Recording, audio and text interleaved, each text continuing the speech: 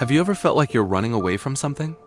Maybe it's a tough conversation, a big responsibility, or just a feeling that you're supposed to be doing something different with your life.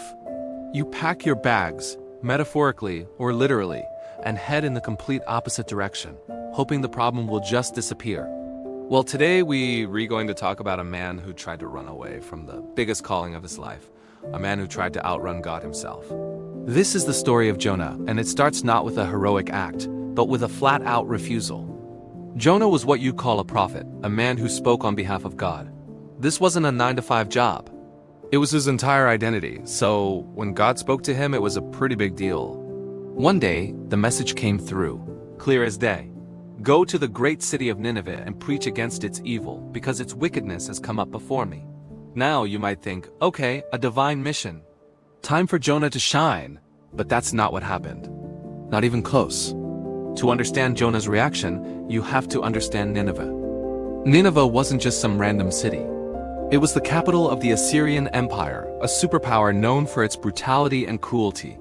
They were the arch-enemies of Jonah's people, the Israelites. Being sent to Nineveh was like being sent into the heart of enemy territory to tell them they were terrible people and that they needed to change their ways. It was a suicide mission, or at the very least, a recipe for getting laughed out of town before being brutally punished. So when Jonah heard God's command, his first thought wasn't, "Yes, Lord." It was absolutely not. Fear gripped him. He didn't want to go. He didn't want to face the Ninevites, and perhaps on some level, he didn't want them to be saved. He wanted them to get what they deserved. So Jonah made a decision. He decided to run. He wasn't just avoiding a difficult task. The scriptures say he decided to run away from the presence of the Lord. Think about that. How do you run from an all-knowing, all-present God? Well, Jonah was going to give it his best shot. He packed his bags and headed down to the bustling port city of Joppa, on the coast of the Mediterranean Sea. He looked for a ship, any ship that was going as far away from Nineveh as possible. And he found one, a vessel bound for a place called Tarshish. Scholars believe Tarshish was likely in modern-day Spain, literally on the other side of the known world at the time. It was the farthest place he could imagine. He paid the fare, no questions asked, hopped on board, and probably breathed a sigh of relief as the ship pulled away from the shore, leaving his mission and his God, or so he thought, behind. As the ship sailed out into the open sea, Jonah might have felt a sense of freedom. The coast faded into the distance, and with it, the weight of his unwanted calling. He went down below the deck, found a quiet corner, and fell into a deep, exhausted sleep. But you can't run from the creator of the universe. Just as Jonah was drifting off, God sent a great wind upon the sea. This wasn't just a bit of bad weather. This was a mighty storm, a tempest of epic proportions. The sky turned black, the wind howled like a monster, and colossal waves began to crash over the ship. The sturdy vessel groaned and creaked under the strain, threatening to break apart at any moment. The sailors, seasoned men of the sea, were terrified. They had faced storms before, but this was different. This felt supernatural. In their desperation, they did what people do in moments of ultimate crisis. They prayed. Each sailor cried out to his own God, begging for mercy. They started throwing the ship's cargo overboard, valuable goods, supplies, everything, desperately trying to lighten the load and keep the ship from sinking. The scene was pure chaos and panic. And where was Jonah, the man at the center of it all? He was completely oblivious, fast asleep in the belly of the ship. The ship's captain, frantic and soaked to the bone, stumbled below deck and found him. He couldn't believe his eyes. "How can you be sleeping?" he shouted over the roar of the storm. "Get up! Call on your God.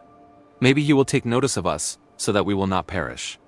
The captain's plea was laced with desperation. He didn't care who Jonah's God was. At this point, they needed all the divine help they could get. Roused from his sleep, Jonah emerged onto a deck filled with terror. The sailors, realizing this was no ordinary storm, decided there must be a supernatural reason for their plight. Someone on board had angered a god, and they needed to find out who. They decided to cast lots, a common ancient practice used to determine a divine will or uncover a guilty party. It was a game of chance with the highest possible stakes. One by one, the lots were cast. And of course, the lot fell on Jonah. Every eye on the ship turned to him. The sailors, a mix of fear and anger in their eyes, surrounded him. The questions came flying. "Tell us, Who is responsible for this calamity? What is your occupation? Where do you come from? What is your country? From what people are you? They needed answers, and they needed them now. Cornered and with nowhere left to run, Jonah finally confessed. The jig was up. He looked at these terrified men whose lives were in danger because of him and said, "I am a Hebrew, and I worship the Lord, the God of heaven, who made the sea and the dry land." The moment those words left his mouth, a new wave of terror washed over the sailors, even greater than their fear of the storm. They understood immediately. The man on their ship was running from the very God who controlled the sea that was about to swallow them whole. "What have you done?" they cried out, their voices filled with accusation and disbelief.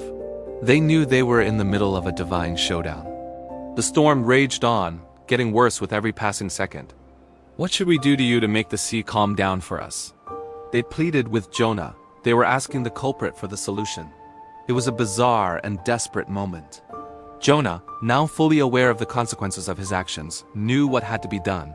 There was only one way to appease the God of heaven and save the lives of these innocent sailors. "Pick me up and throw me into the sea," he told them, "and it will become calm. I know that it is my fault that this great storm has come upon you." It was a moment of profound sacrifice and acceptance. He had run as far as he could, and now he was surrendering to his fate. But the sailors were decent men. They couldn't bring themselves to throw a man overboard, even if he was the cause of their trouble. They refused. Instead, they tried with all their might to row back to land, fighting against the wind and the waves with everything they had. But it was useless. The sea grew even wilder, pushing them further away from safety. They were trying to save a man that God had already judged. Finally, exhausted and with no other options, they gave up. They cried out not to their gods, but to Jonah's God, the Lord. "Please, Lord," they prayed, "do not let us die for taking this man's life. Do not hold us accountable for killing an innocent man. For you, Lord, have done as you pleased." With that prayer, they resigned themselves to the inevitable. They took hold of Jonah, carried him to the side of the ship, and with heavy hearts, they threw him into the churning, violent sea. And the moment Jonah hit the water, the impossible happened. The storm stopped. Just like that. The wind died down, the waves flattened, and the sea became perfectly calm. A profound and eerie silence fell over the ship. The sailors stood in stunned silence, looking at the peaceful water where moments before a raging tempest had threatened to tear them apart. Overcome with a profound sense of awe and terror, the sailors worshipped the Lord. Their casual prayers to their own gods were forgotten. They had witnessed the power of the one true God firsthand. They offered a sacrifice to the Lord right there on the deck of the ship and made vows to him. Their lives were forever changed by their encounter with Jonah and his powerful God. But Jonah's story was far from over. As he sank beneath the waves, his life seemingly at an end, God was not finished with him. The Lord provided a great fish, a massive sea creature, to swallow Jonah, and Jonah was inside the belly of that fish for 3 days and 3 nights. This wasn't the end. It was just the beginning of his real journey back to God. Jonah prayed, repenting and promising to obey. God heard him and commanded the fish to spit Jonah onto dry land. Once again, God's call came. Go to Nineveh. This time Jonah went. He walked through the great city, proclaiming, "In 40 days, Nineveh will be overthrown." The people, from the king to the commoner, listened. They fasted, prayed, and turned from their ways, and the city was spared. Seeing their genuine change of heart, God, in his infinite mercy, chose not to bring the destruction he had warned them about. You'd think this would be a moment of celebration, right? But for Jonah, it was the opposite. He became furious. He felt that justice hadn't been served. So he marched out of the city, found a spot on a hill, built a little shelter for himself, and just sat there, sulking. He was waiting, perhaps even hoping, to see fire and brimstone rain down on the city he had come to despise. He just couldn't understand God's compassion for these people. As Jonah sat stewing in his anger under the hot sun, God decided to teach him a lesson in a very unique way. Overnight, God caused a large leafy plant to grow up beside Jonah's shelter. Its broad leaves provided wonderful shade, protecting him from the scorching heat. Jonah was incredibly grateful for this plant. For a moment, he felt a sense of relief and comfort. This small gift brought him a sliver of happiness in his self-imposed misery. He probably thought, finally, something is going right for me. But God's lesson wasn't over. The very next morning, God sent a tiny worm. This worm went to work on the base of the plant, chewing through its stem. By the time the sun rose high in the sky, the plant had completely withered and died. Just like that, Jonah's shade was gone. To make matters worse, God then sent a scorching east wind, and the sun beat down relentlessly on Jonah's head. He grew faint, weak, and his anger returned with a vengeance. He was so miserable that he wished he could just give up. It was in that moment of despair that God spoke to him. "Jonah," God said, "is it right for you to be so angry about a plant?" Jonah, full of self-pity, retorted, "Yes, I'm angry enough to die." God then gently revealed the heart of the lesson. He said, "You are so deeply concerned about this plant, a plant you didn't even water or make grow. It appeared one night and was gone the next. So shouldn't I be concerned for the great city of Nineveh? A city with more than 120,000 people who can't even tell their right hand from their left, not to mention all their animals." In that moment, everything clicked for Jonah. He stood in silence, the hot wind still blowing, but his heart was beginning to change. He finally understood. His personal comfort and his narrow sense of justice were nothing compared to God's vast, all-encompassing mercy. God's love wasn't just for a select few. It was for everyone, even for enemies, for anyone who was willing to turn back to him. The story of Jonah isn't just about a big fish. It's a powerful reminder that God's compassion is wider and deeper than we can ever imagine. Thank you so much for watching.